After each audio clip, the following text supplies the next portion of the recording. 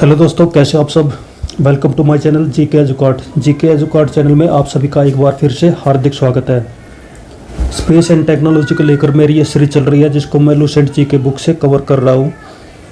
इससे पहले मैं जो है स्पेस टेक्नोलॉजी को लेकर 3 वीडियो बना चुका हूँ जिसका लिंक मैंने डिस्क्रिप्शन में दे दिया है, आप चाहे तो वहाँ जाकर देख सकते हैं। जिसमें अभी तक हमने इंडियन स्पेस प्रोग्राम्स के बारे में पढ़ा है। इंडियन स्पेस के जो अभी तक प्रोग्राम हुए हैं, प्रोग्राम इन द सेंस जैसे हमारे देश से सैटेलाइट्स अंतरिक्ष में भेजे गए हैं, उनके क्या कार्य रहे हैं, वो कितने सक्सेसफुल रहे हैं और भारत ने स्पेस में क्या क्या तरक्की की है, वो सब हमने अभी तक कवर कर लिया है।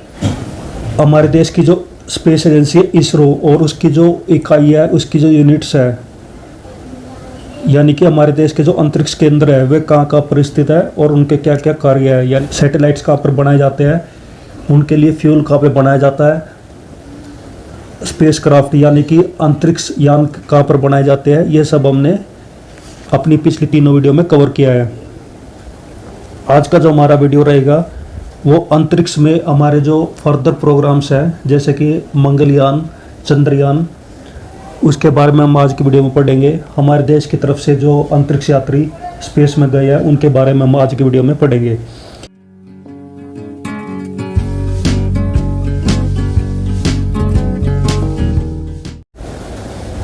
तो पहले आ जाता है अंतरिक्ष में प्रथम भारतीय। 3 अप्रैल 1984 ईस्वी को स्क्वाड्रन लीडर राकेश शर्मा अंतरिक्ष में जाने वाले प्रथम भारतीय बने। स्क्वाड्रन लीडर राकेश शर्मा जो कि एयरफोर्स से थे, वो भारत की तरफ से अंतरिक्ष में जाने वाले प्रथम भारतीय थे और वो कब गए थे? 3 अप्रैल 1984 ईस्वी को। ये इंपॉर्टेंट है। वे 2 अन्य सोवियत अंतरिक्ष यात्रियों के साथ सोयुज T2 में अंतरिक्ष यान में कजाकिस्तान में बैंकावूर कॉस्मोड्रोम से अंतरिक्ष में गए। स्क्वाड्रन लीडर राकेश शर्मा 2 अन्य रशियन अंतरिक्ष यात्री जो थे उनके साथ स्पेस में गए थे और जिस अंतरिक्ष यान से, जिस स्पेस क्राफ्ट से वो गए थे उसका नाम था सोयुज T2 और ये कहाँ से गए थे? कजाकिस्तान से। कजाकिस्तान जो कि पहले रशिया का ही पार्ट था और अब ये एक अलग देश बन चुका है। स्क्वाड्रन लीडर राकेश शर्मा 11 अप्रैल 1984 ईस्वी को सुरक्षित पृथ्वी पर वापस लौट आए। तो ये लगभग 8 दिन तक स्पेस में रहे। तत्कालीन प्रधानमंत्री श्रीमती इंदिरा गांधी ने सोवियत अंतरिक्ष केंद्र पर स्क्वाड्रन लीडर राकेश शर्मा से बात की थी सोवियत अंतरिक्ष केंद्र से, और उन्होंने राकेश शर्मा से पूछा कि अंतरिक्ष से भारत कैसा दिखता है। तो स्क्वाड्रन लीडर राकेश शर्मा का जवाब था सारे जहां से अच्छा। तो सारे जहां से अच्छा है, ये स्लोगन कहाँ से मिला? स्क्वाड्रन लीडर राकेश शर्मा से। राइट साइड में यहाँ पर एक टेबल दी गई है, वो हम देख लेते हैं। अंतरिक्ष यात्रियों के अलग अलग नाम, यानी कि अंतरिक्ष यात्री जो स्पेस में जो जाते हैं उनको अंतरिक्ष यात्री बोला जाता है और किस देश में उनको क्या बोला जाता है वो यहाँ पर देख लेते हैं। जैसे यहाँ पर बताया गया है यूएसए में अंतरिक्ष यात्री को क्या बोला जाता है? एस्ट्रोनॉट्स। रशिया में क्या बोला जाता है? कॉस्मोनाइट्स। चाइना में क्या बोला जाता है? टाइकोनाइट्स।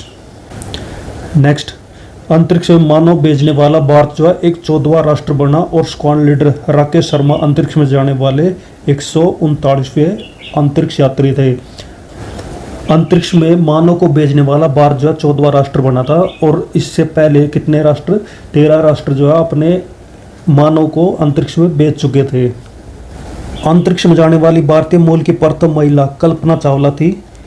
इनकी मृत्यु 1 फरवरी 2003 को अंतरिक्ष यान कोलंबिया के मिशन STS 107 के वातावरण में पुनः प्रवेश के कुछ देर बाद नष्ट हो जाने से हो गई थी।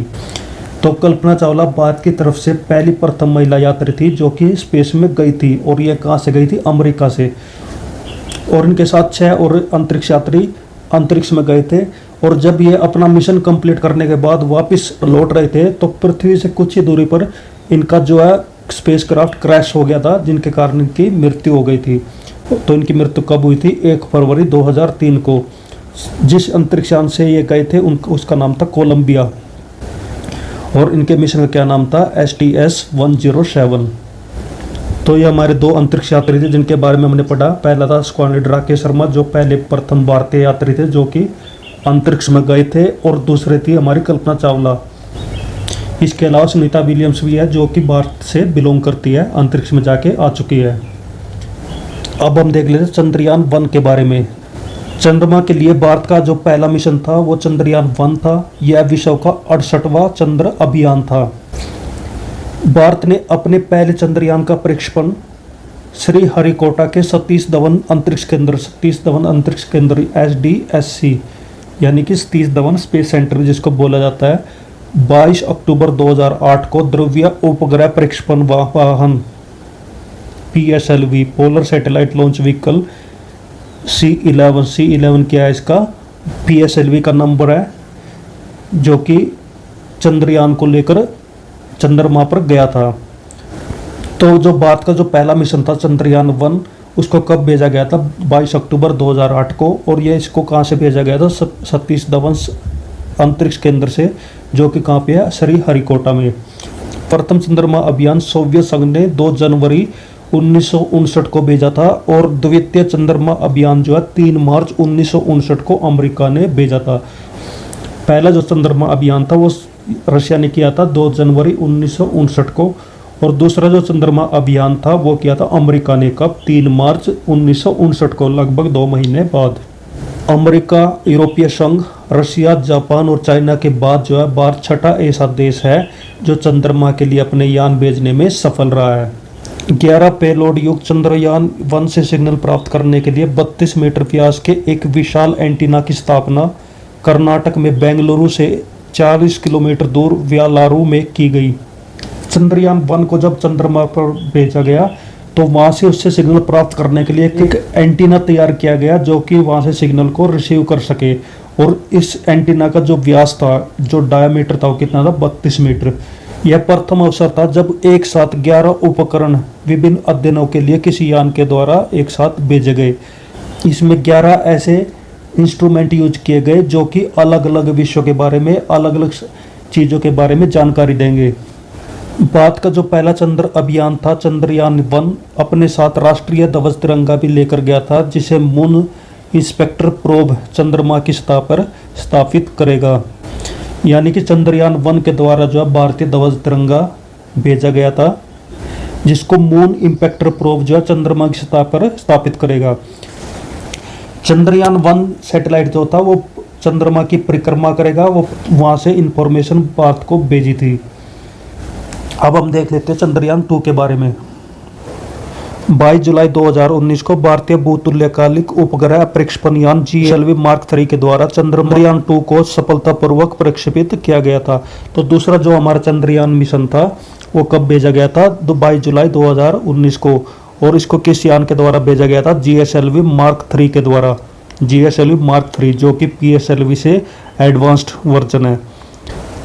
इसमें जो है ऑर्बिटर, लैंडर और रोवर जो है इस्तेमाल किया गया।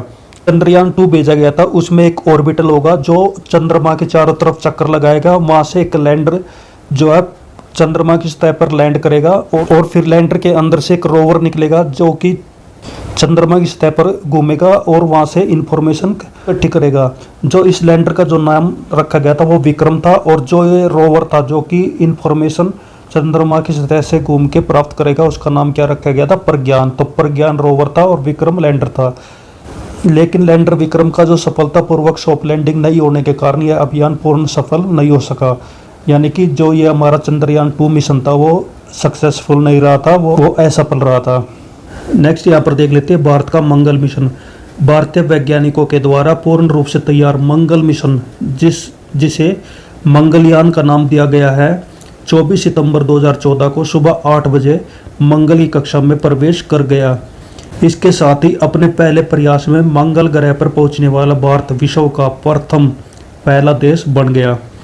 मंगल ग्रह पर भारत के द्वारा जो सैटेलाइट भेजा गया था उस मिशन का क्या नाम रखा गया था मंगल मिशन, जिसको मंगलयान भी बोला जाता है, जिसके ऊपर एक मूवी भी बन चुकी है।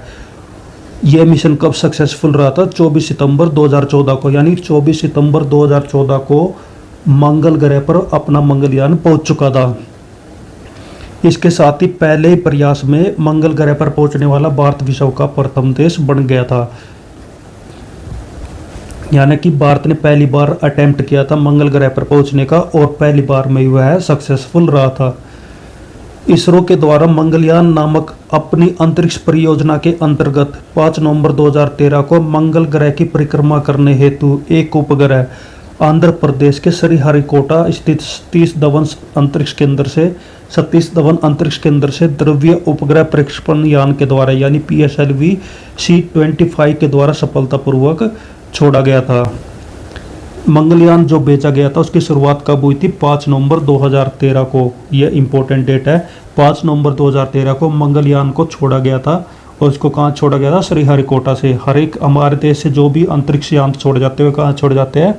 श्रीहरिकोटा से। और इसको किस यान के द्वारा छोड़ा गया था? PSLV C-25।